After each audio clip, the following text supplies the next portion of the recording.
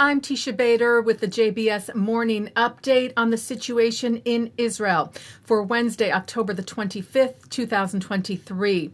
More on the attempted infiltration from Gaza to Israel last night via the sea.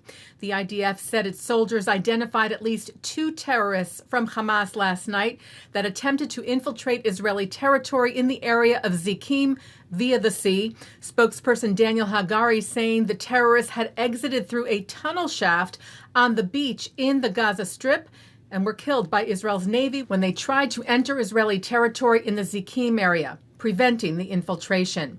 The IDF also struck the area where the terrorists came out of and the warehouse of weapons they were using.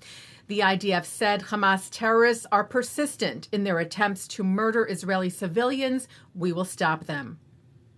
And the IDF said it identified 2 rocket launches from Syrian territory towards Israeli territory last night. They fell in an open area. In response, Israeli fighter jets struck military infrastructure and mortar launchers belonging to the Syrian army. And today, a rocket launch from Gaza was detected towards the Eilat region near Israel's resort city of Eilat, which fell in an open area. At least 4 rocket launches were also fired at Kiryat Shmona in northern Israel this morning, falling in open areas, and a rocket was launched at the Carmel area in Haifa. It exploded in the air, and rockets continued to be fired at southern Israel today as well.